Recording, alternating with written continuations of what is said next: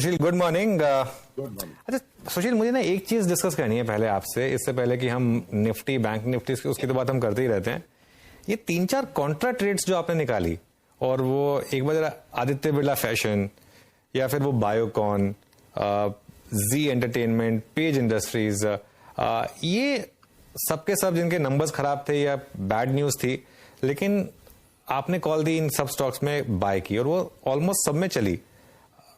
ये क्या, इसमें क्या साइंस है? देखिए अनुज जी, ये सिर्फ खराब रिजल्ट पे जो सेल ऑफ होके, क्लाइमैक्टिक सेल ऑफ होके बॉटम बन गया, सिर्फ यही नहीं हो रहा है। आपने बहुत बखूबी इसको पकड़ा था और काफी सचेत किया था रिटेल इन्वेस्टर्स को कि आउटस्टैंडिंग बढ़िया रिजल्ट आते हैं, स्टॉक टॉप हो जाता है, तो पहले से आपको स्टॉक की पोजीशनिंग देखनी चाहिए। एक उदाहरण के तौर पर हम ABFRL की इस चार्ट को सहारा बनाते हैं। तो देखिए, ये कोई नया विज्ञान नहीं है। भगवत गीता में भगवान ने कुछ चौथे अध्याय में बताया कि सचेत मन से हम अपनी इंद्रियों के द्वारा सिर्फ उन्हीं चीजों को ढूंढते हैं जो हमारे एग्जिस्टिंग अचेत मन के बायसेस को कंफर्म करता है। और मॉडर्न साइकोलॉजी में भी क्लिनिकल एक्सपेरिमेंट्स में, सैकड़ों एक्सपेरिमेंट्स में साबित हो चुका है कि तकरीबन 7 सेकंड पहले तक हमारा अनकॉन्शियस माइंड डिसीजन ले चुका होता है, और यूजुअली हम अपनी सेंसोरियल इनपुट से, सो कॉल्ड फंडामेंटल न्यूज से कंफर्मेशंस को ढूंढते हैं। तो इतने गिरते ट्रेंड में जिद्दी लोगों ने बेचा नहीं, वो ट्रेंड के खिलाफ खड़े रहे, ट्रेंड का साथ नहीं लिया। और अब जब पैंडिमोनियम और पैनिक आया है ABFRL में, तो वो उनकी ईगो के कारण कि अब हम इंटेलिजेंट लोग हैं और इतने खराब रिजल्ट के बाद और नहीं झेलेंगे। तो वही टॉप पे भी होता है, वही बॉटम पे भी होता है। और टेक्निकल एनालिसिस वो साधन है। देखिए, फंडामेंटल एनालिसिस विचार है और टेक्निकल एनालिसिस व्यवहार है। आपको चुनने होंगे स्टॉक्स फंडामेंटल्स पे, विचार पे, और उसको आप रिएक्ट करोगे quarter to quarter, then you are not a fundamental investor. तो टेक्निकल एनालिसिस उस व्यवहार का मेजरमेंट है कि अति हो चुकी। तो टॉप पे भी सेम पैटर्न्स काम करते हैं, बॉटम पे भी सेम पैटर्न्स काम करते हैं, और इसको सबसे पहले आपने बखूबी पकड़ा। तो रिटेल हो या होलसेल, हर एक इन्वेस्टर को देखना जरूरी है कि हम न्यूज पे जो रिएक्ट कर रहे हैं उसके पहले का इतिहास क्या है। और इतिहास ये था कि ये डाउन ट्रेंड करीब करीब खत्म होने को आया, तब खराब खबर आई। तो ये हर बार होता है और इस बार भी कुछ अनोखा नहीं। ओके, बिल्कुल। जैसे कहते हैं प्री पोजिशनिंग, बहुत अच्छे से जोड़ा आपने एक्चुअली मार्केट्स और भगवत गीता को, सुशील जी, अच्छा लगा मुझे। चलिए, तो अब एक काम करते हैं। एक मुझे याद है अब तक, हालांकि आपने क्लियरली बोला था कि एक पर्टिकुलर लेवल ब्रीच होंगे तभी वो शॉर्ट कॉल एक्टिव होगी निफ्टी और बैंक निफ्टी के, लेकिन अभी क्लियरली उन लेवल से हम काफी ऊपर है, तो अभी वो ट्रेड एक्टिव नहीं हुई है। अभी मेरे ख्याल से अभी वो ट्रेड नल एंड वॉइड है निफ्टी बैंक निफ्टी पर जो आपकी थी। एक बिल्कुल नल एंड वॉइड है। देखो अनुज, हम जरूरत से जल्दी चढ़ गए और इस लेवल पर निकल गए, और उसके बाद से अब हमारे अंदर वो दुस्साहस लग रहा है हमें यहाँ पे लार्ज कैप्स में एंटर करने का। ठीक है, तो दुनिया भर के छोटे साइड काउंटर्स हैं, चाहे ये कुटे पिटे रिजल्ट्स वाले स्टॉक हैं, या अगर NMDC 108 के ऊपर ब्रेकआउट दे देगा, या आपके साइड में दुनिया भर के स्टॉक्स है। अगर नेल्को आज अगर सस्टेन कर जाता है जिस भाव पर है, तो ये भी एक बड़ा बाई बन जाएगा। तो जो स्टॉक्स चले ही नहीं है, लैगार्ड्स को इस वक्त लेने में भय नहीं लग रहा है। और आप देखो घूम फिर के रिबाउंड्स के अंदर, अब अगर आप, मैं मारुति की चार्ट को एक उदाहरण के तौर पर दिखाऊं, आ गया ये वापस अपने अच्छा खासा इसने रिबाउंड बना लिया। अब वापस इसने सेल सिग्नल जनरेट कर दिया कल। मारुति के बाद डीवीज लैब ने अगर बड़ा सेल सिग्नल जनरेट कर दिया कल। तो सिलेक्टिवली लार्ज कैप्स के अंदर वो एक टॉपी फीलिंग है। तो 100, 200, 250 पॉइंट जो भी हम निफ्टी पे तरस लेंगे एक बार, पर अब इस लेट स्टेज पे उनमें अभी के अभी तो घुसना मुझे बिल्कुल मुनासिब लगता नहीं है।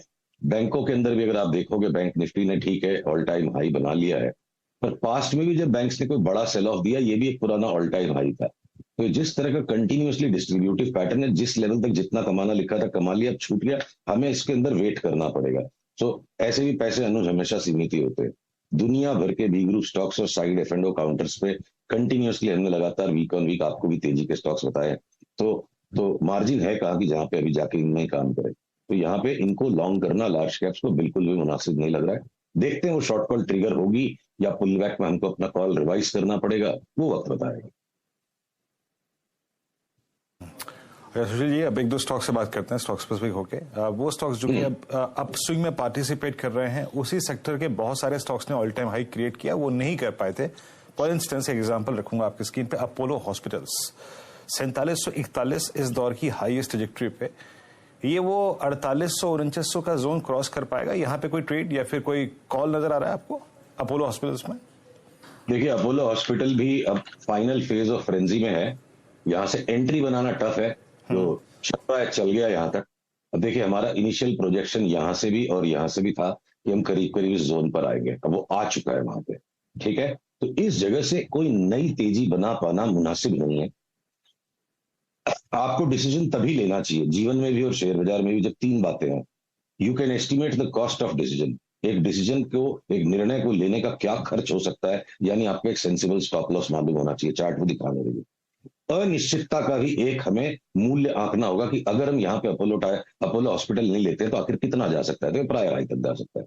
और जब निर्णय, अनिर्णायक परिस्थिति का कॉस्ट, एक्सपेक्टेड मूल्य अगर कम है निर्णय लेने से, तो मैं निर्णय नहीं लूंगा। इसलिए मैं अब अपोलो हॉस्पिटल यहां लूंगा नहीं। जो नीचे लिया हुआ है उसका ट्रेलिंग स्टॉप लॉस जब हिट होगा हम निकल जाएंगे। यहां इसको इमीडिएटली बेच दे बोलना गलत होगा, तो यहां एंटर नहीं कर सकते। रिवॉर्ड रिस्क रेशियो अब फेवरेबल नहीं।